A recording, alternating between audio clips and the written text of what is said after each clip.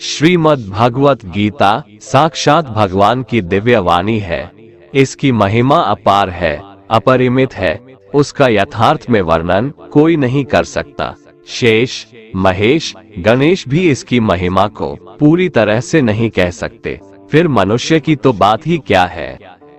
गीता एक परम रहस्यमय ग्रंथ है। इसमें संपूर्ण वेदों का सार संग्रह किया गया है। इसका आशय इतना गूढ़ और गंभीर है कि आजीवन निरंतर अभ्यास करते रहने पर भी उसका अंत नहीं आता।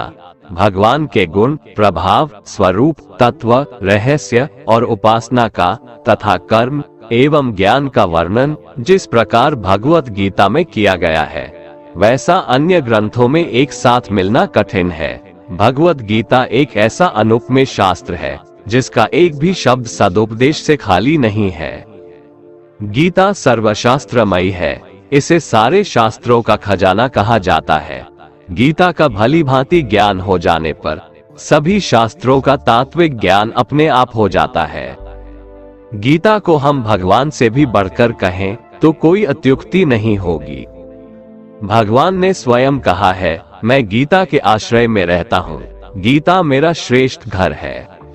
गीता के ज्ञान का सहारा लेकर ही मैं तीनों लोकों का पालन करता हूँ। इसके सिवा गीता में ही भगवान अपने मुक्त कंठ से यह घोषणा करते हैं कि जो कोई मनुष्य मेरी इस गीता रूप आज्ञा का पालन करेगा वह निसंदेह मुक्त हो जाएगा। यही नहीं, भगवान कहते हैं कि जो कोई इसका अध्ययन भी करेगा उसके द्वारा मैं ज्ञान यज्ञ से पूजित होऊंगा। भगवान कहते हैं, जो मनुष्य गीता का रहस्य भक्तों को धारण कराता है और उनमें इसका विस्तार एवं प्रचार करता है, वो मनुष्य मुझे अतिशय प्रिय है। गीता संपूर्ण जीवन दर्शन है और इसका अनुसरण करने वाला व्यक्ति सर्वश्रेष्ठ होता है। भगवत गीता ही है जो आधुनिक युग में समस्याओं से घिरे हुए मनुष्य को एक कर्मशील जीवन जीने के लिए प्रेरित करती है। गीता ऐसे प्रेरणादायक संदेशों का महासागर है जो जीवन से निराश मनुष्य को आशाओं से भर देती है। श्रीमद् भगवत गीता एकमात्र ऐसा ग्रंथ है जो मनुष्य को जीने का सही तरीका बताती है। गीता जीवन में धर्म, कर्म और प्रेम का पाठ पढ़ाती है। श्रीमद् भगवत गीता का ज्ञान मानव जीवन और जीवन के बाद का जीवन दोनों के लिए उपयोगी माना गया है। भगवत गीता में कुल 18 अध्याय है और 700 श्लोक है, जिसे सभी के लिए पढ़ पाना थोड़ा मुश्किल है। इसीलिए आज के इस बेहद ही खास वीडियो में हम संपूर्ण गीता सार के बारे में बात करने वाले हैं, जिन्हें जानकर आप श्रीमद् भगवत गीता का सही मतलब समझ पाएंगे। इसलिए इन विचारों को आप हर रोज जरूर सुने। तो चलिए अब देर नहीं करते हुए वीडियो शुरू करते हैं। भगवान श्री कृष्ण कहते हैं कि हे अर्जुन, तुम्हें किसका मोह है? इस रणस्थली में युद्ध प्रारंभ होने से ठीक पहले तुम्हारा इस तरह से शस्त्र त्याग देना बिल्कुल भी उचित नहीं है, क्योंकि न तो ये श्रेष्ठ पुरुषों द्वारा आचरित है, न स्वर्ग को देने वाला है और न कीर्ति बढ़ाने वाला है। इसीलिए हे अर्जुन, नपुंसकता को मत प्राप्त हो, हृदय की तुच्छ दुर्बलता को त्यागो, उठो और युद्ध करो। तुम उसका शोक करते हो जो शोक करने के योग्य भी नहीं है और पंडितों जैसी बातें करते हो। ज्ञानी व्यक्ति ना तो मरने वाले का शोक करते हैं और ना ही उनका शोक करते हैं जो अभी जिंदा है, क्योंकि वो जानते हैं जो मर गया वो फिर से जन्म लेगा और जो जिंदा है वो एक दिन जरूर मरेगा। हे अर्जुन, न तो ऐसा है कि मैं किसी काल में नहीं था या तू नहीं था अथवा ये राजा लोग नहीं थे, और ना ऐसा है कि इससे आगे हम सब नहीं रहेंगे। वर्तमान शरीर की उत्पत्ति से पहले भी हम सब थे और पीछे भी रहेंगे। शरीर के नाश होने से आत्मा का नाश नहीं होता, अतः नाश की आशंका से इन सब के लिए शोक करना उचित नहीं है। आत्मा अजर अमर है। आत्मा न तो मरता है और न ही जन्म लेता है, क्योंकि आत्मा अजन्मा, नित्य, सनातन और पुरातन है। शरीर के मारे जाने पर भी यह नहीं मरता। जैसे मनुष्य पुराने वस्त्रों को त्याग कर नए वस्त्र धारण करता है, ठीक उसी प्रकार जीवात्मा पुराने व्यर्थ शरीर को त्याग कर नए शरीर को धारण करती है। आत्मा को शस्त्र काट नहीं सकते और न अग्नि इसे जला सकती है, जल इसे गीला नहीं कर सकता और ना ही वायु इसे सुखा सकती है।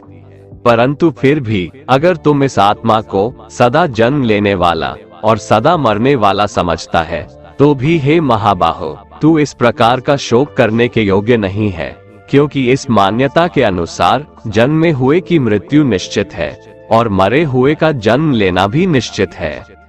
हे अर्जुन, अपने धर्म से भागकर तुम भय मत कर, क्योंकि क्षत्रिय के लिए धर्मयुक्त युद्ध से बढ़कर दूसरा कोई कल्याणकारी कर्तव्य नहीं है। हे पार्थ, अपने आप प्राप्त हुए और खुले हुए स्वर्ग के द्वार रूपी इस प्रकार के युद्ध को भाग्यवान क्षत्रिय लोग ही पाते हैं। किंतु अगर तुम इस धर्मयुक्त युद्ध को नहीं करेगा, तो स्वधर्म और कीर्ति को खोकर पाप को प्राप्त होगा तथा युगों युगों तक तुम्हारे अपकीर्ति की चर्चा होगी। सम्मानित पुरुष के लिए अपकीर्ति मौत से भी बढ़कर है। या तो तुम युद्ध में मारा जाएगा और स्वर्ग को प्राप्त होगा, या तो संग्राम में जीतकर पृथ्वी का राज्य भोगेगा। इस कारण हे अर्जुन, उठ और युद्ध कर। जय पराजय, लाभ हानि और सुख दुख को समान समझकर युद्ध के लिए तैयार हो जा। इस प्रकार युद्ध करने से तू पाप को नहीं प्राप्त होगा और यही तुम्हारा सबसे बड़ा धर्म और कर्म है। ये संसार मेरी ही माया है, ये संसार मुझसे ही उत्पन्न हुआ है। मैं ही इसका पालन पोषण करता हूँ और मैं ही इस सृष्टि का विनाश करता हूँ। मैं जल में रस हूँ, चंद्रमा और सूर्य में प्रकाश हूँ, संपूर्ण वेदों में ओंकार हूँ, आकाश में शब्द और पुरुषों में पुरुषत्व हूँ। मैं ही सूर्य रूप से तपता हूँ, वर्षा का आकर्षण करता हूँ और उसे बरसाता हूँ। हे अर्जुन, मैं ही अमृत और मृत्यु हूँ, सत असत भी मैं ही हूँ। मैं धरती की मधुर सुगंध हूँ, मैं अग्नि की ऊष्मा हूँ, सभी जीवित प्राणियों का जीवन और सन्यासियों का आत्म स्वयं भी मैं ही हूँ। मैं भूत, वर्तमान और भविष्य के सभी प्राणियों को जानता हूँ, लेकिन वास्तविकता में मुझे कोई नहीं जानता। हमेशा शक करने वाला व्यक्ति कभी शांति प्राप्त नहीं कर पाता है। वह ना तो इस लोक में धन, ऐश्वर्य या यश की प्राप्ति कर सकता है और ना ही परलोक में स्वर्ग की प्राप्ति कर सकता है, क्योंकि जब तक मनुष्य किसी भी विषय में संशय युक्त रहता है, तब तक वह उस विषय में सफलता नहीं पा सकता। इसलिए संदेह करने से बचें। हे अर्जुन, तुम्हारा क्या गया जो तुम रोते हो? तुम क्या लाए थे जो तुमने खो दिया? तुमने क्या पैदा किया था जो नष्ट हो गया? तुमने जो लिया यहीं से लिया, जो दिया यहीं पर दिया। जो आज तुम्हारा है कल किसी और का होगा, क्योंकि परिवर्तन ही संसार का नियम है और समय के साथ संसार में हर चीज परिवर्तन के नियम का पालन करती है। भगवान श्री कृष्ण कहते हैं, कर्मयोग ही वह योग है जिसके माध्यम से हम अपनी जीवात्मा से जुड़ पाते हैं। कर्मयोग हमारे आत्मज्ञान को जागृत करता है। इसके बाद हम न केवल अपने वर्तमान जीवन के उद्देश्यों को, बल्कि जीवन के बाद की अपनी गति का पूर्वाभास प्राप्त कर सकते हैं। इस योग में कर्म के द्वारा ईश्वर की प्राप्ति की जाती है। श्रीमद् भगवद गीता में कर्मयोग को सर्वश्रेष्ठ माना गया है। गृहस्थ और कर्मठ व्यक्ति के लिए ये योग अधिक उपयुक्त है। कर्म योग सिखाता है कि कर्म के लिए कर्म करो, आसक्ति रहित होकर कर्म करो। कर्मयोगी इसीलिए कर्म करता है कि कर्म करना उसे अच्छा लगता है और इसके परे उसका कोई हेतु नहीं है। कर्मयोगी कर्म का त्याग नहीं करता, वह केवल कर्मफल का त्याग करता है और कर्मजनित दुखों से मुक्त हो जाता है। उसकी स्थिति इस संसार में एक दाता के समान है और वह कुछ पाने की कभी चिंता नहीं करता। वह जानता है कि वह दे रहा है और बदले में कुछ मांगता नहीं, और इसीलिए वह दुख के चंगुल में नहीं पड़ता। कर्म फल का त्याग कर धर्मनिरपेक्ष कार्य का संपादन भी पूजा के समान हो जाता है। संसार का कोई कार्य ब्रह्म से अलग नहीं है, इसलिए कार्य की प्रकृति कोई भी हो, निष्काम कर्म सदा ईश्वर को ही समर्पित हो जाता है। पुनर्जन्म का कारण वासनाओं या अतृप्त कामनाओं का संचय है। कर्मयोगी कर्मफल के चक्कर में ही नहीं पड़ता, अतः वासनाओं का संचय भी नहीं होता। इस प्रकार कर्मयोगी पुनर्जन्म के बंधन से भी मुक्त हो जाता है। भगवान श्री कृष्ण कहते हैं, मनुष्य का मन वायु की तरह चंचल है। यह मन ही है जो मनुष्य को काम वासनाओं की तरफ भटकाता रहता है। अगर जीवन को सफल बनाना है तो मन पर काबू करना बहुत जरूरी है। मन को वश में करने से दिमाग की शक्ति केंद्रित होती है, जिससे कार्यों में सफलता मिलने लगती है। गीता के अनुसार जिस व्यक्ति ने अपने मन पर काबू पा लिया, वह मन में पैदा होने वाली बेकार की चिंताओं और इच्छाओं से भी दूर रहता है। साथ ही व्यक्ति अपने लक्ष्य को भी आसानी से प्राप्त कर लेता है। अगर मन को वश में नहीं करोगे तो वह तुम्हारा सबसे बड़ा शत्रु बन जाएगा। भगवान कहते हैं, जो मनुष्य सुख और दुख में शांत रहता है, जिसके राग, भय और क्रोध नष्ट हो गए हैं, जो मनुष्य शुभ और अशुभ वस्तु को पाकर न प्रसन्न होता है और न द्वेष करता है, जिन्होंने अपनी इंद्रियों को वश में कर लिया है, वो स्थिर बुद्धि मनुष्य मुनि के समान है। ऐसा मनुष्य स्थिर चित्त और इंद्रियों को वश में करके ज्ञान द्वारा परमात्मा को प्राप्त करके हमेशा संतुष्ट रहता है। क्रोध मनुष्य को नरक की ओर ले जाने वाला द्वार है। क्रोध करने से व्यक्ति का मन अशांत हो जाता है और उसकी स्मरण शक्ति भ्रमित हो जाती है। स्मृति में विभ्रम होने से उसकी बुद्धि नष्ट हो जाती है और फिर व्यक्ति का पतन हो जाता है। भगवान श्री कृष्ण कहते हैं, मनुष्य को क्रोध करने से बचना चाहिए। कितना भी गुस्सा आए, स्वयं को शांत रखने का प्रयास करें।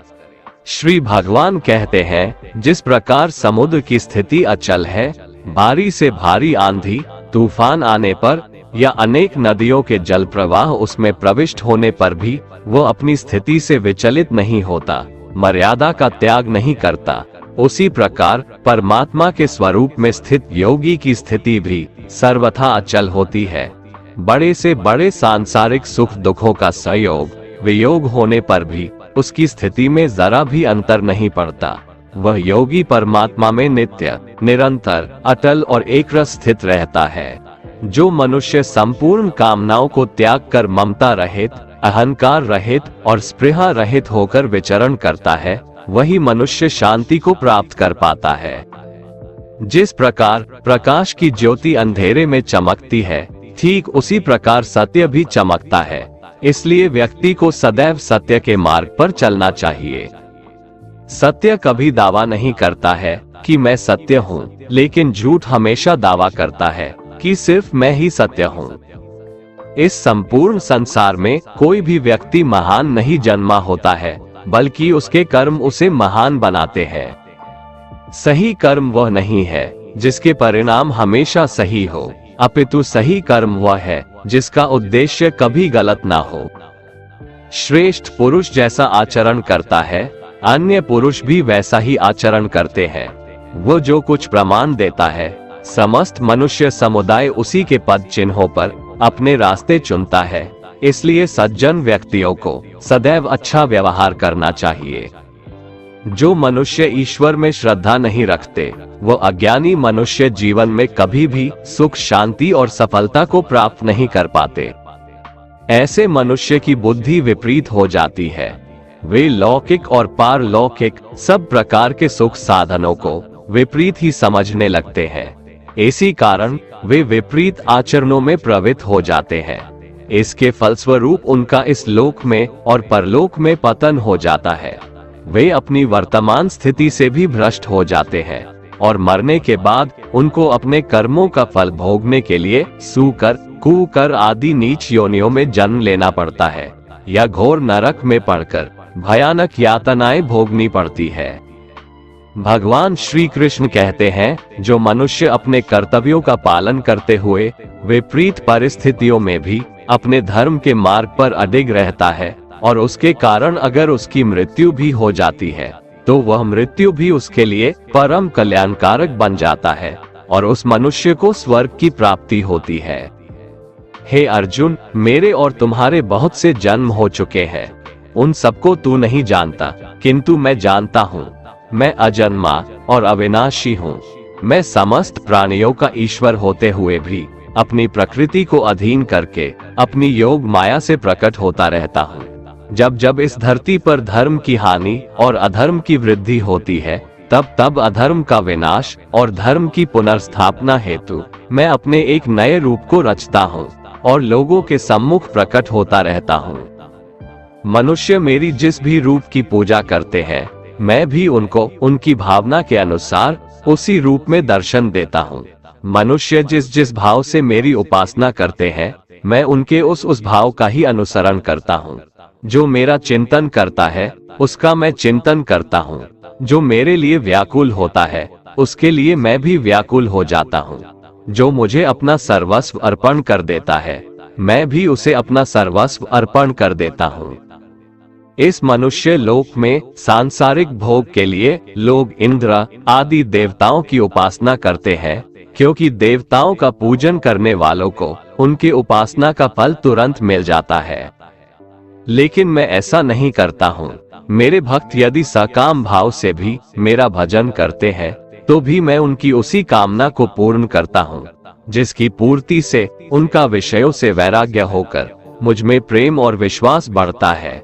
इसीलिए सांसारिक मनुष्यों को मेरी भक्ति का फल शीघ्र मिलता हुआ नहीं दिखता है, और इसलिए वे मंद बुद्धि मनुष्य कर्मों का फल शीघ्र प्राप्त करने की इच्छा से अन्य देवताओं का ही पूजन किया करते हैं। इंसान हमेशा अपने भाग्य को कोसता है, ये जानते हुए भी कि भाग्य से भी ऊंचा उसका कर्म है, जो उसके स्वयं के हाथों में है। जो हुआ वो अच्छा हुआ, जो हो रहा है वह भी अच्छा हो रहा है, जो होगा वह भी अच्छा ही होगा। जो बीत गया उसका तुम पछतावा ना करो और भविष्य की चिंता भी ना करो, अभी तो वर्तमान चल रहा है। जो पुरुष ना किसी से द्वेष करता है और ना किसी चीज की आकांक्षा करता है, वैसा कर्मयोगी पुरुष सन्यासी के समान है, और वह पुरुष सुखपूर्वक संसार बंधन से मुक्त हो जाता है। ना तो मैं किसी के भाग्य का निर्माण करता हूँ और ना ही किसी के कर्मफल का निर्माण करता हूँ। मनुष्य अपने द्वारा किए कर्मों का ही फल भोगता है और उसी से उसके भाग्य का निर्माण होता है। मनुष्य स्वयं ही अपना मित्र है और स्वयं ही अपना सबसे बड़ा शत्रु भी है। ज्ञानी मनुष्य कर्मयोग या भक्ति योग से एक ही जन्म में इस समुद्र रूपी संसार से निकलकर परमात्मा को प्राप्त कर लेता है, और अज्ञानी मनुष्य काम, क्रोध, लोभ, मोह में फंसकर 84 लाख योनियों में भटकता रहता है। भगवान श्री कृष्ण कहते हैं, भगवत प्राप्ति के लिए कर्म करने वाला कोई भी मनुष्य दुर्गति को प्राप्त नहीं होता है। इस लोक में या परलोक में वह जहाँ भी रहता है, वो परमात्मा के मार्ग में आगे ही बढ़ता रहता है। हे अर्जुन, जिनकी बुद्धि माया ने हर ली है, जो जानबूझकर पाप कर्मों में ही लिप्त हैं, जो मुझे जानने की चेष्टा भी नहीं करते, ऐसे मनुष्य को जीवन में और जीवन के बाद के जीवन में भी कष्टों से मुक्ति नहीं मिल पाता है।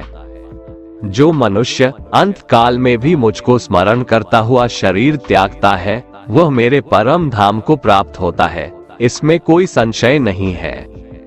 देवताओं को पूजने वाले देवताओं को प्राप्त होते हैं, पितरों को पूजने वाले पितरों को प्राप्त होते हैं, भूतों को पूजने वाले भूतों को प्राप्त होते हैं, और मेरा पूजन करने वाले भक्त मुझको ही प्राप्त होते हैं। इसलिए मेरे भक्तों का पुनर्जन्म नहीं होता। जो कोई भक्त मेरे लिए प्रेम से पत्र, पुष्प, फल, जल आदि अर्पण करता है, उस शुद्ध बुद्धि निष्काम प्रेमी भक्त का प्रेम पूर्वक अर्पण किया हुआ वह पत्र, पुष्प मैं सद्गुण से प्रकट होकर प्रेम पूर्वक खाता हूँ। भगवान श्री कृष्ण कहते हैं, हे अर्जुन, तू जो कर्म करता है, जो खाता है, जो हवन करता है, जो दान देता है और जो तप करता है, वह सब मुझे अर्पण कर, मैं तुम्हें मुक्ति प्रदान करूंगा। मेरे लिए ना तो कोई प्रिय है और ना ही अप्रिय, परंतु जो भक्त मुझको प्रेम से भजते हैं, वो मुझ में है और मैं उनमें हूँ। यदि कोई दुराचारी भी अनन्य भाव से मेरा भक्त बनकर मुझको भजता है, तो वह पुरुष भी साधु के समान है, क्योंकि उसने भली भांति निश्चय कर लिया है कि परमेश्वर के भजन के समान अन्य कुछ भी नहीं है। स्त्री, वैश्य, शूद्र, भूत, पिशाच, चांडाल कोई भी हो, वो मेरी शरण में आकर परम गति को प्राप्त होते हैं। हमारे तामसिक गुण हमारे अंदर हीन भावना पैदा करके हमें खुद को उदास और नुकसान पहुंचाते हैं, और हमारे राजसिक गुण हमें ईर्ष्यालु और लोभी बना देते हैं। भगवान श्री कृष्ण कहते हैं, हर मनुष्य को तामसिक और राजसिक गुणों को खत्म करके अपने सात्विक गुणों से परिचित होना पड़ेगा। सात्विक गुण वो है जो आत्मा को अपने आसपास की हर चीज से जोड़े रखता है और उन्हें प्यार करना सिखाता है।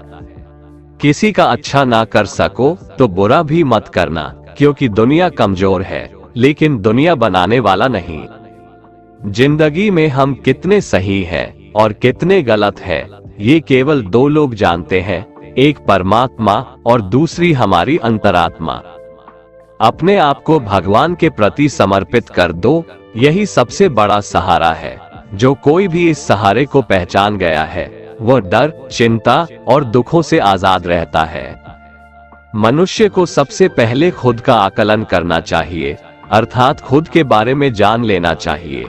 खुद की काबिलियत और क्षमता को जानना ही मनुष्य को आत्मज्ञान की प्राप्ति करा सकता है।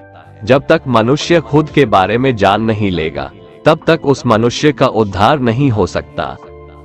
श्रीमद् भगवद गीता में भगवान श्री कृष्ण कहते हैं कि हर एक मनुष्य को अपने आप पर पूरा पूरा भरोसा करना चाहिए, क्योंकि जो लोग खुद पर विश्वास करते हैं वह अवश्य ही सफलता प्राप्त करते हैं। ऐसा भी बताया जाता है कि जो व्यक्ति जैसा विश्वास करता है आखिरकार वैसा ही बन जाता है।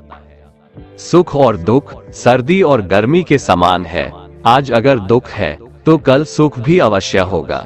इसलिए इन दोनों ही परिस्थितियों में मनुष्य को संयम से काम लेना चाहिए। जो मनुष्य अपने सभी काम में मन लगाकर अपना कार्य करते हैं और वो छोटे से छोटे कार्यों में भी खुशी ढूंढ ही लेते हैं, वो लोग निश्चित ही अंत में सफलता प्राप्त करते हैं। वहीं दूसरी तरफ ऐसे मनुष्य भी होते हैं जो अपने काम को बस एक बोझ समझकर बस पूरा कर देना चाहते हैं और अपने किसी भी काम को सही ढंग से नहीं करते हैं। तो ऐसे मनुष्य हमेशा ही अपने जीवन में पीछे रह जाते हैं। जो लोग स्वार्थी प्रवृत्ति के हैं, जो सिर्फ अपना मतलब साधने में लगे रहते हैं, जिन्हें दूसरों की भलाई से कोई मतलब नहीं है, ऐसे लोगों का कभी भला नहीं होता। श्री कृष्ण ने गीता सार में उन लोगों के लिए इस उपदेश के माध्यम से बहुत बड़ी सीख दी है। भगवान कहते हैं, स्वार्थ शीशे में फैली धूल की तरह है, जिसकी वजह से व्यक्ति अपना प्रतिबिंब ही नहीं देख पाता। इंसान का स्वार्थ उसे अन्य लोगों से दूर ले जाकर नकारात्मक हालातों की तरफ धकेलता है, जिसके चलते व्यक्ति अकेला रह जाता है। अगर आप चाहते हैं कि आप भी अपना जीवन खुशीपूर्वक व्यतीत करें, तो इसके लिए यह जरूरी है कि आप अपने स्वार्थ को कभी अपने पास नहीं आने दें, क्योंकि स्वार्थी मनुष्य दोस्ती भी सिर्फ अपना स्वार्थ निकालने के लिए करते हैं। ईश्वर हमेशा मनुष्यों का साथ देता है। जो व्यक्ति इस प्रभावशाली सत्य को मान लेता है तो उसका जीवन पूरी तरह बदल जाता है। सृष्टि निर्माता ईश्वर ही है जो संपूर्ण जगत को चला रहा है। वहीं इंसान तो बस ईश्वर की हाथ की एक कठपुतली है। इसलिए इंसान को कभी अपने भविष्य या फिर अतीत की चिंता नहीं करनी चाहिए, क्योंकि हर विकट परिस्थिति में ईश्वर इंसान का साथ देता है और उसे मुश्किल से बाहर निकालता है। इसलिए हम सभी को ईश्वर पर भरोसा रखना चाहिए। श्रीमद् भगवत गीता में श्री कृष्ण ने यह उपदेश दिया है कि अपने काम को पहले प्राथमिकता दें और पहले अपने काम को पूरा करने की कोशिश करें, तभी दूसरे का काम करें। क्योंकि जो लोग पहले अपने काम को नहीं करते और दूसरे का काम करते रहते हैं, वे लोग अक्सर परेशान रहते हैं। मनुष्य अपने हृदय से जो दान कर सकता है वो अपने हाथों से नहीं कर सकता, और मौन रहकर जो कुछ वो कह सकता है वो शब्दों से नहीं कह सकता। जो चीजें हमारे दायरे से बाहर हो उसमें समय गंवाना मूर्खता ही होगी। किसी भी व्यक्ति को ना तो समय से पहले और ना ही भाग्य से अधिक कुछ मिलता है, लेकिन उसे पाने के लिए सदैव प्रयत्नशील रहना चाहिए। जो मनुष्य मेरे पर मन लगाते हैं मेरी भक्ति करते हैं, मैं उनको वो सब कुछ प्रदान करता हूँ जो उनके पास नहीं है, और जो उनके पास है मैं उनकी रक्षा भी करता हूँ। इसलिए ये बहुत जरूरी है कि हम अपने बुरे वक्त में परमात्मा पर भरोसा रखें। भगवान श्री कृष्ण कहते हैं, कितना भी बुरा वक्त आ जाए कभी विचलित नहीं होना चाहिए, बल्कि डटकर उसका सामना करना चाहिए, क्योंकि इस संसार का नियम है, जो आया है उसे दुख का सामना करना पड़ेगा। रोने से और चिंता करने से कोई फायदा नहीं होने वाला है, बल्कि इससे दुख और बढ़ेगा। जीवन में आगे बढ़ने के लिए और अपनी अलग पहचान बनाने के लिए यदि आपको क्रांतिकारी भी बनना पड़े तो इससे पीछे न हटें। कहने का सीधा मतलब ये है कि जरूरत के हिसाब से खुद में बदलाव करें और समाज के बारे में न सोचते हुए अपने काम पूरे करें। जीवन में दोस्तों की भूमिका बहुत अहम होती है। सच्चे दोस्तों की पहचान हमेशा मुश्किल वक्त में ही होती है। जिस तरह भगवान कृष्ण ने पांडवों के मुश्किल वक्त में उनका साथ दिया था, वैसे ही आपको भी अपने दोस्तों का साथ देना चाहिए। इसके साथ ही आपको ऐसे ही दोस्त बनाने चाहिए जो आपके मुश्किल वक्त में आपके साथ खड़े रहें। जीवन में हार जीत लगी रहती है, लेकिन सफलता सिर्फ उसी व्यक्ति को मिलती है जो अपनी गलतियों और हार से सीख लेकर आगे बढ़े। हार कर निराश होना किसी भी समस्या का हल नहीं है। किसी भी परिस्थितियों से लड़ने के लिए उसके लिए एक बेहतर रणनीति बनाना बहुत जरूरी है। बिना रणनीति के आप हर मोर्चे पर कामयाब नहीं हो पाएंगे। यदि पांडव भी श्री कृष्ण द्वारा बनाई गई रणनीति का पालन नहीं करते तो शायद कौरवों के खिलाफ हुए युद्ध में उन्हें जीत नहीं मिलती। इस दुनिया में हारे हुए इंसान की, तकलीफ में पड़े हुए इंसान की कोई मदद नहीं करता, और अगर कोई इंसान थोड़ा सा सफल हो जाए तो उससे कोई खुश नहीं होता। इसलिए अपना दुख किसी को बताओ मत और अपनी खुशी किसी के आगे जताओ मत। मनुष्य का आहार हमेशा सात्विक और संतुलित होना चाहिए। जिस इंसान को ये समझ नहीं कि क्या खाना चाहिए, कितना खाना चाहिए, कहाँ खाना चाहिए और कैसे खाना चाहिए, वो परमात्मा को कभी नहीं पा सकता। जो मंदबुद्धि मनुष्य सिर्फ दिखावे के लिए कहता है कि उसने समस्त इंद्रियों को वश में कर लिया है, परंतु वह मन ही मन उन इंद्रियों के विषयों का चिंतन करता रहता है, वो मनुष्य मिथ्याचारी अर्थात दंभी कहा जाता है। जो पुरुष परंपरा से नहीं चलता, सृष्टि चक्र के नियमों का पालन नहीं करता, अर्थात अपने कर्तव्य का पालन नहीं करता, वह इंद्रियों के द्वारा भोगों को भोगने वाला पापी पुरुष व्यर्थ ही जीता है। परंतु जो मनुष्य आत्मा में ही रमण करने वाला और आत्मा में ही तृप्त तथा आत्मा में ही संतुष्ट हो, उसके लिए कोई कर्तव्य नहीं है। आत्मा का मतलब यहाँ सबसे बड़ा सच है, और जो सत्य को समझता है, सत्य में ही खुश होकर सत्य में ही रहता है, उसके लिए कोई कर्तव्य नहीं है। लेकिन ऐसा कोई लाखों करोड़ों में एक होता है। उस महापुरुष का इस विश्व में न तो कर्म करने से कोई प्रयोजन रहता है और न कर्मों के न करने से ही कोई प्रयोजन रहता है, तथा संपूर्ण प्राणियों में भी इसका स्वार्थ से कोई संबंध नहीं रहता। कहने का सीधा मतलब है, जिसे परमात्मा मिल चुका है वह कोई और दूसरा कर्म क्यों करे।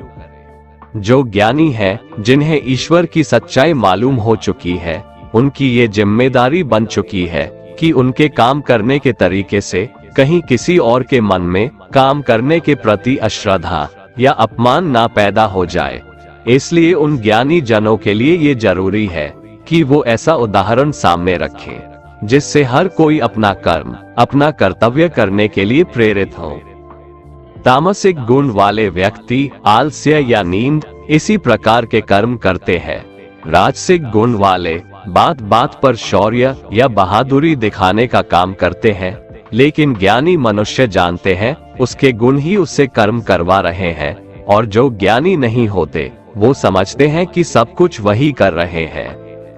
उठाकर फेंक दो उन रिश्तों को गहरे समुंदर में जिनमें वक्त पड़ने पर स्वार्थ और मतलब की बदबू आती हो।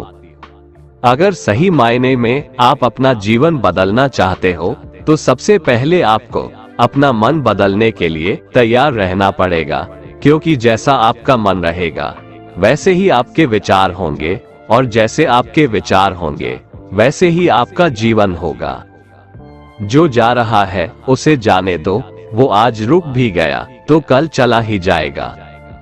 आप जितने सरल, सीधे और नर्म दिल के रहोगे उतना ही चतुर और बेईमान लोगों द्वारा खदेड़ दिए जाओगे। जिंदगी में सब कुछ दोबारा मिल सकता है, पर वक्त के साथ खोया हुआ रिश्ता और भरोसा दोबारा नहीं मिलता। भरोसा उसी पर करना जो निभाने के लायक हो। कुछ पल का साथ तो अर्थी उठाने वाले भी दे देते हैं। सच्चे लोगों पर भी उतना विश्वास रखिए जितना दवाइयों पर रखते हैं। बेशक थोड़े कड़वे होंगे पर आपके लिए फायदेमंद होंगे। उन लोगों से तो दूरिया ही ठीक है जिन्होंने आपकी नजदीकियों की कभी कदर नहीं की। बड़ा वही होता है जो छोटों के दर्द को समझ सके। कौन क्या कर रहा है, कैसे कर रहा है, क्यों कर रहा है, इन सब से आप जितना दूर रहेंगे उतना ही खुश रहेंगे। हर रिश्ते की अलग अलग सीमाएं होती है, लेकिन बात जब आत्मसम्मान की हो तो वहां पर हर रिश्ता समाप्त कर देना ही उचित होता है। सुबह की नींद इंसान की इरादों को कमजोर बनाती है।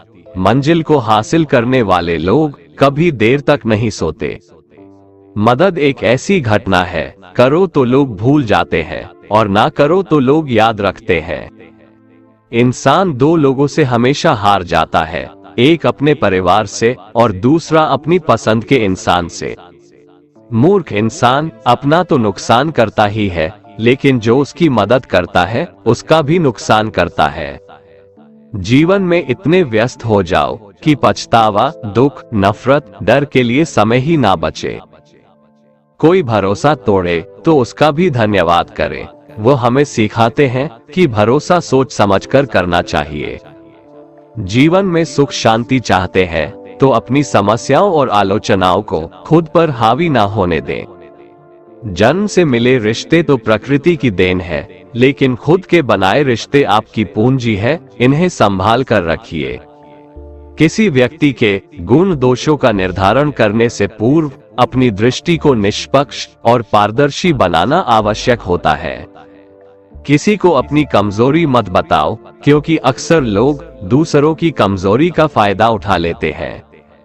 जिंदगी में दो लोगों को कभी मत भूलना, एक वो जिसने तकलीफ दी हो और दूसरा वो जिसने तकलीफ में साथ दिया हो। भगवान श्री कृष्ण कहते हैं, तू मन छोटा मत किया कर, जहां तेरे अपने मुंह फेर लेंगे वहां मैं तुम्हारा साथ दूंगा। तू किसी के आगे इतना भी मत झुक कि वो तुम्हें गिरा हुआ समझने लग जाए। लोग तुम्हारी कदर तभी करेंगे जब तुम उन्हें उन्हीं की तरह नजरअंदाज करना सीख जाओगे। दीपक का जीवन इसलिए वंदनीय नहीं है कि वह जलता है, बल्कि इसलिए वंदनीय है कि वह दूसरों के लिए जलता है, दूसरों से नहीं जलता। कामयाबी और नाकामयाबी दोनों जिंदगी के हिस्से हैं, दोनों ही स्थायी नहीं है। जिंदगी की आधी शिकायतें यूं ही दूर हो जाएगी अगर लोग एक दूसरे के बारे में बोलने की जगह एक दूसरे से बोलना सीख जाएंगे। विश्वास किसी पर इतना करो कि वो तुम्हारे साथ छल करते समय खुद को दोषी समझे, और प्रेम किसी से इतना करो कि उसके मन में सदैव तुम्हें खोने का डर बना रहे। चार वेदों का अर्थ नहीं भी जानो तो कोई बात नहीं, लेकिन समझदारी, जवाबदारी, वफादारी और ईमानदारी, इन चार शब्दों का मर्म जान लो तो भी जीवन सार्थक हो जाएगा।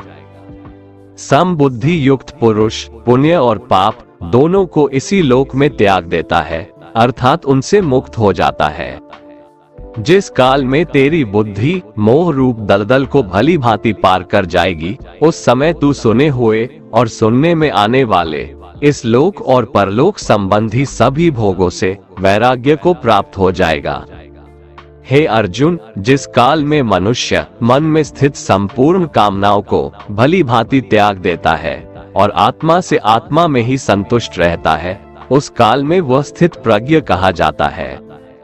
दुखों की प्राप्ति होने पर जिसके मन में उद्वेग नहीं होता, सुखों की प्राप्ति में जो सर्वथा स्पृहा रहित है, तथा जिसके राग, भय और क्रोध नष्ट हो गए हैं, ऐसा मुनि स्थिर बुद्धि कहा जाता है।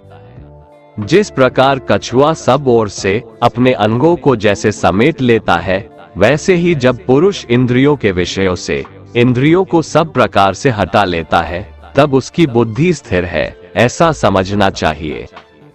किससे कब और कितना बोलना है, अगर तुमने ये समझ लिया तो तुम अपनी जिंदगी के सार्थक बन चुके हो। कान्हा कहते हैं, जीवन में कभी मौका मिले तो किसी के लिए सारथी बनना, स्वार्थी नहीं। धर्म से भरा हृदय धर्म का परामर्श देता है और अधर्म से भरा हृदय अधर्म का परामर्श देता है। इंसान इसलिए दुखी नहीं है कि वह ईश्वर को नहीं मानता, इंसान इसलिए दुखी है क्योंकि वह ईश्वर की नहीं मानता। समय आने पर सबको मिलता है, समय से पहले की चाह ही दुख का कारण बनती है। किसी से सच्चा प्रेम होना शुद्धता और दिव्यता का प्रतीक है। जो कुछ भी हुआ है उसमें तेरा कोई योगदान नहीं है, इसलिए तुम्हारी सारी परेशानियां व्यर्थ है। हर चीज की शुरुआत मुझसे होती है और खत्म भी मुझ पर आकर ही होती है। इंद्रियों से मिलने वाला सुख सच्चा नहीं होता है। इंद्रियों का सुख पहले तुमको अमृत की मिठास देगा, लेकिन बाद में तुम्हारा विनाश कर देगा। कान्हा कहते हैं, हे मानव, तुम अपने जीवन को सार्थक बना सकते हो, लेकिन इसके लिए तुम्हें मेरी शरण में आना पड़ेगा। अगर तुम्हें मेरी बातें अटपटी लगती है तो तुम्हें अपने नजरिए को बदलने की जरूरत है। अभी तुम चीजों को उस तरह से नहीं देखते हो जिस तरह मैं देखता हूँ। अगर एक बार तुमने मुझ पर विश्वास कर लिया तो तुम्हें जीवन में कभी निराश होना नहीं पड़ेगा। एक बार जो मुझ पर विश्वास कर लेता है उसका साथ मैं कभी नहीं छोड़ता हूँ। जो व्यक्ति मेरे भक्तों के साथ धोखा करता है उसके लिए मैं सबसे बड़ा शत्रु हूँ। अगर किसी ने मेरे भक्त को एक बार भी धोखा दिया तो जन्मों जन्मों तक मैं उसका उद्धार नहीं करता हूँ।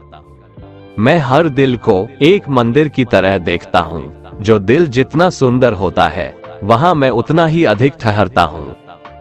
श्री भगवान कहते हैं, इस दुनिया में तुम प्रेम सभी से करो, लेकिन पूर्ण रूप से विश्वास किसी पर मत करो। अगर तुमको भरोसा करना है तो केवल परमात्मा पर करो।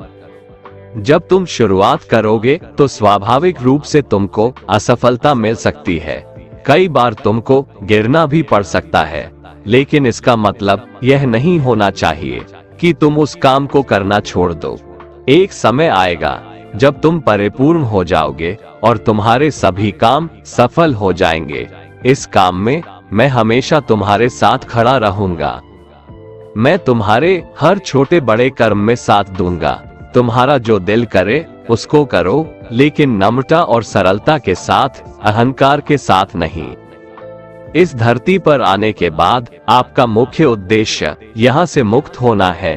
केवल वही मनुष्य मुक्त हो सकता है जो अपने कर्मों में दृढ़ संकल्प के साथ स्थिर है और सुख दुख को समान रूप से सहन करता है।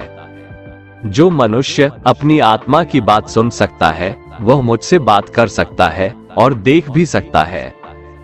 जो आदमी मुझे हर चीज में देखता है और मेरे होने के एहसास को अनुभव करता है वह मेरा सच्चा भक्त है। ऐसे भक्तों से मुझे प्रेम है। ऐसा कोई नहीं है जिसका सदियों से अस्तित्व है और ना ही ऐसा कोई है जिसका सदियों बाद अस्तित्व रहेगा। यहाँ कुछ स्थायी नहीं है। मैं सभी के घरों में निवास करता हूँ। मेरी ऊर्जा सभी जगह समान रूप से वितरित है। जो मुझे पहचान लेता है उसको मैं भक्ति रस प्रदान करता रहता हूँ। दुनिया का सबसे बड़ा पापी अगर समर्पण के साथ मेरी सच्ची उपासना करे तो मैं उसको भी शुद्ध कर देता हूँ। जो तुमने सुना है उस पर विश्वास मत करो। कुछ लोग अपने विवेक से मुझे अपना बनाते हैं, कुछ लोग ज्ञान से, कुछ लोग कर्म से, कुछ योग से। तुम मुझे किस रूप में प्राप्त करना चाहते हो ये पूरी तरह तुम्हारे ऊपर है। तुम मुझे जिस रूप में बुलाओगे मैं उस रूप में हाजिर हो जाऊंगा। तुम मेरे प्रति सदा चौकस रहो, मेरी उपासना करो, अपने हर एक काम के लिए मेरा स्मरण करो। मैं वादा करता हूँ तुम मेरे प्रिय बने रहोगे। गीता के 10वें अध्याय में भगवान श्री कृष्ण कहते हैं, कि हे अर्जुन, मैं सभी प्राणियों के हृदय में स्थित सबका आत्मा हूँ। संपूर्ण प्राणियों का आदि, मध्य और अंत भी मैं ही हूँ। मैं सूर्य हूँ। मैं वेदों में सामवेद हूँ, देवों में इंद्र हूँ, इंद्रियों में मन हूँ। मैं ब्रह्मा हूँ, मैं विष्णु हूँ, मैं महेश हूँ। जलाशयों में मैं समुद्र हूँ, पर्वतों में मैं हिमालय हूँ। इस संपूर्ण संसार में तुम जो कुछ भी देख पाते हो, सब मैं ही हूँ। कोई आदमी चाहे लाख चीजें जान ले, चाहे वो पूरे जगत को जान ले, लेकिन अगर वह स्वयं को नहीं जानता तो वह अज्ञानी है।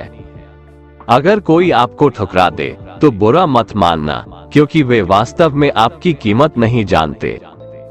जो रिश्ता हमें रुला दे उससे गहरा कोई रिश्ता नहीं, और जो रिश्ता हमें रोता हुआ छोड़ दे उससे कमजोर कोई रिश्ता नहीं।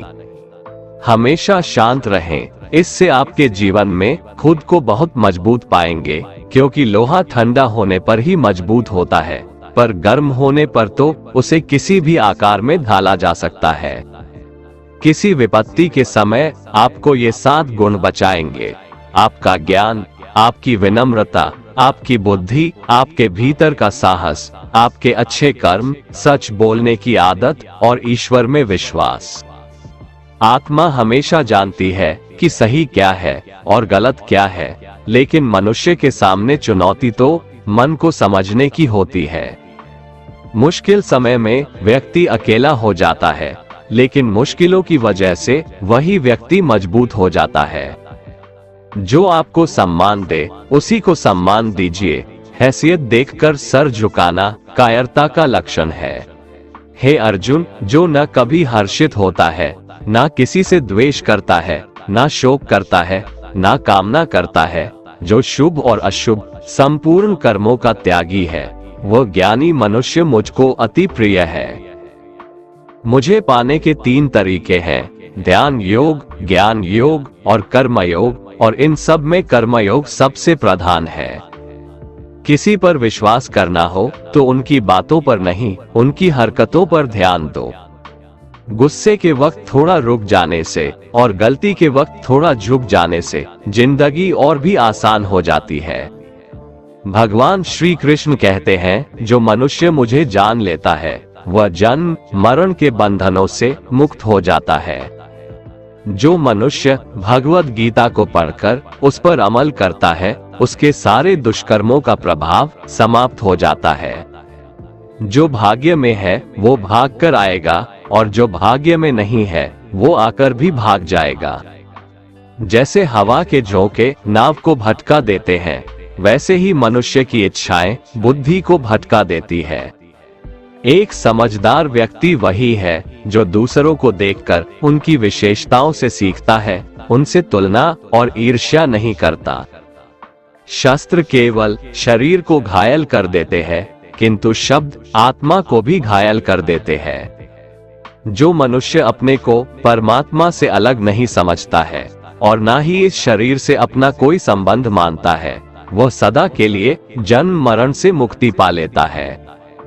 जो व्यक्ति आध्यात्मिक जागरूकता के शिखर तक पहुंच चुके हैं, उनका मार्ग है निस्वार्थ कर्म, और जो भगवान के साथ संयोजित हो चुके हैं, उनका मार्ग है स्थिरता और शांति। मानव कल्याण ही भगवत गीता का प्रमुख उद्देश्य है, इसलिए मनुष्य को अपने कर्तव्यों का पालन करते समय मानव कल्याण को प्राथमिकता देना चाहिए। श्री कृष्ण कहते हैं, जो तुम्हारा साथ देता है तुम उसका साथ दो, जो तुम्हें धोखा देता है तुम उसे त्याग दो। जिस जगह आपका सम्मान नहीं हो वहां पर कभी जाना नहीं चाहिए, वरना लोग आपको कमजोर और बेवकूफ समझेंगे। जहां बारिश ना हो वहां फसल खराब हो जाती है, और जहां संस्कार ना हो वहां नस्ल भी खराब हो जाती है। जो लोग ये कहते हैं मेरे पास वक्त नहीं है, असल में उनके खास रिश्तों की गिनती में आपका नाम ही नहीं है। हे अर्जुन, वह जो वास्तविकता में मेरे उत्कृष्ट जन्म और गतिविधियों को समझता है, वह शरीर त्यागने के बाद पुनः जन्म नहीं लेता और मेरे परम धाम को प्राप्त होता है। वह व्यक्ति जो सभी इच्छाएं त्याग देता है और मैं और मेरा की लालसा और भावनाओं से मुक्त हो जाता है, उसे अपार शांति की प्राप्ति होती है। जिस मनुष्य के अंदर ज्ञान की कमी और ईश्वर में श्रद्धा नहीं होती, वो मनुष्य जीवन में कभी भी आनंद और सफलता को प्राप्त नहीं कर पाता। ईश्वर ने हमें जो कुछ भी दिया है वही हमारे लिए पर्याप्त है, और यही एक अटल सत्य भी है। संयम, सदाचार, स्नेह एवं सेवा, ये गुण सत्संग के बिना नहीं आते। ईश्वर से किए गए प्रार्थना से इंसान की परिस्थिति या तकदीर बदले या ना बदले, पर उस प्रार्थना से इंसान के चरित्र में जरूर बदलाव आता है।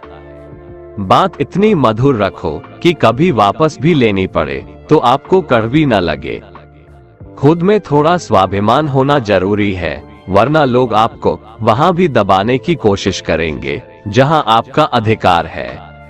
कोई एक महापुरुष ही आत्मा को आश्चर्य की भांति देखता है, वैसा ही दूसरा कोई महापुरुष ही इसके तत्व का आश्चर्य की भांति वर्णन करता है, तथा दूसरा कोई अधिकारी पुरुष ही इसे आश्चर्य की भांति सुनता है, और कोई कोई तो सुनकर भी इसको नहीं जानता। श्री भगवान कहते हैं, दुख सुख को समान समझने वाले जिस धीर पुरुष को ये इंद्रिय और विषयों के संयोग व्याकुल नहीं करते, वह मोक्ष के योग्य होता है। जब तक तुम अपने आप से नहीं हार जाओ, तब तक दुनिया की कोई ताकत तुम्हें हरा नहीं सकती है।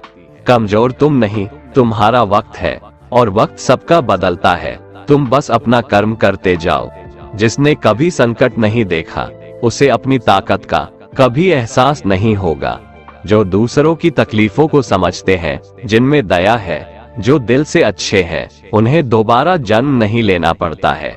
किसी को कुछ देकर घमंड मत कर, क्या पता तू दे रहा है या पिछले जन्म का कर्ज चुका रहा है। घमंडी मनुष्य का वंश, वैभव और प्रतिष्ठा तीनों ही चले जाते हैं। विश्वास न हो तो रावण, कौरव और कंस को देख लो। चुप रहने से बड़ा कोई जवाब नहीं, और माफ कर देने से बड़ी कोई सजा नहीं। जिस मनुष्य के पास सब्र की ताकत है, उस मनुष्य की ताकत का कोई मुकाबला नहीं कर सकता। हमारी व्यर्थ की चिंता और मन का भय एक ऐसा रोग होता है जिससे हमारी आत्मीय शक्ति बिखर जाती है। मनुष्य को जीवन की चुनौतियों से भागना नहीं चाहिए, और न ही भाग्य और ईश्वर की इच्छा जैसे बहानों का प्रयोग करना चाहिए। यज्ञ से बचे हुए अन्न को खाने वाले श्रेष्ठ पुरुष सब पापों से मुक्त हो जाते हैं, और जो पापी लोग अपना शरीर पोषण करने के लिए ही अन्न पकाते हैं, वे तो पाप को ही खाते हैं। अर्थात जो लोग ईश्वर को याद किए बिना अपने जिंदा रहने में ही लगे रहते हैं, उन्हें चोर समझना चाहिए। कान्हा कहते हैं, मैं ना तो तुम्हारी महंगी भेंट से प्रसन्न होता हूँ, और ना ही दिखावटी दान दीक्षा से। अगर मेरे मन को जीतना है तो मुझे प्रेम से पुकारो, मैं हाजिर हो जाऊंगा। अवास्तविक चीजों को लेकर मन में कभी डर पैदा मत होने दो। वो वास्तविक नहीं है, वह ना तो कभी था और ना कभी होगा। इसके विपरीत जो वास्तविक है, वह हमेशा से था, और उसे ना तो बदला जा सकता है, ना कभी नष्ट किया जा सकता है। जो मनुष्य किसी अच्छे काम में लगा हुआ होता है, आने वाले समय में उसका अंत कभी बुरा नहीं होता है। मनुष्य को निडर, शुद्ध और आध्यात्मिक बनना चाहिए। जीवन का आनंद लो, उदार दिल से बातें करो, किसी पर क्रोध मत करो, किसी का अहित मत सोचो, सभी के साथ सद्भाव के साथ पेश आओ। कर्म का नियम कहता है कि प्रत्येक घटना का एक कारण और प्रभाव होता है। समान रूप से किए गए कार्य के परिणाम अलग अलग हो सकते हैं। ये केवल इस बात पर निर्भर करता है कि वो कर्म करता किस प्रकार है। जिस प्रकार आग एक लकड़ी को जलाकर राख कर देती है, उसी प्रकार आत्मा ज्ञान आपके अंदर चलने वाले सभी द्वैत कार्यों को भस्म कर आपको आंतरिक शांति प्रदान करता है। भगवान पर विश्वास उस बच्चे की तरह करो जिसे हवा में उछालो तो वह हंसता है। वह डरता नहीं है, क्योंकि वह जानता है कि आप उसे गिरने नहीं दोगे। दुनिया में हमारे सामने चाहे जो परिस्थिति आ जाए, एक काम करना, अपने जीवन को ऊपर वाले को सौंप देना। इस मनुष्य लोक में कर्मों के फल को चाहने वाले लोग देवताओं का पूजन किया करते हैं, क्योंकि उनको कर्मों से उत्पन्न होने वाली सिद्धि शीघ्र मिल जाती है। ब्राह्मण, क्षत्रिय, वैश्य और शूद्र, इन 4 वर्णों का समूह गुण और कर्मों के अनुसार मेरे द्वारा रचा गया है। इस प्रकार उस सृष्टि रचनादि कर्म का कर्ता होने पर भी मुझ अविनाशी परमेश्वर को तू वास्तव में अकर्ता ही जान। कर्मों के फल में मेरी स्पृहा नहीं है, इसलिए मुझे कर्म लिप्त नहीं करते। यहाँ श्री भगवान के कहने का भाव है कि कर्म करो, लेकिन फल की इच्छा से नहीं, बस अपना कर्म करते जाओ और आगे बढ़ते जाओ। पूर्व काल में पूर्वजों ने भी इस प्रकार मेरे बताए अनुसार ही कर्म किए हैं और मोक्ष को प्राप्त हुए हैं। इसलिए अगर तू भी मोक्ष को पाना चाहता है तो पूर्वजों द्वारा सदा से किए जाने वाले कर्मों को ही कर। जिसकी आसक्ति सर्वथा नष्ट हो गई है, जो अपने देह पर अभिमान नहीं करता और जो ममता से रहित हो गया है, जिसका चित्त निरंतर परमात्मा के ज्ञान में स्थित रहता है, वैसा कर्मयोगी अपना कर्म यज्ञ की तरह करता है और मोक्ष को प्राप्त होता है। जो अपना सब कुछ परमात्मा को अर्पित कर देता है, जिसके लिए परमात्मा ही सब कुछ है, जो अपने हर कर्म में परमात्मा को देखता है और हर कर्म परमात्मा के लिए करता है, वैसा कर्मयोगी मोक्ष का अधिकारी होता है।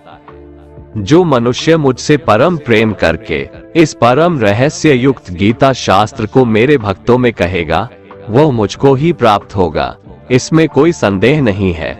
उससे बढ़कर मेरा प्रिय कार्य करने वाला मनुष्यों में कोई भी नहीं है, तथा पृथ्वी भर में उससे बढ़कर मेरा प्रिय दूसरा कोई भविष्य में होगा भी नहीं।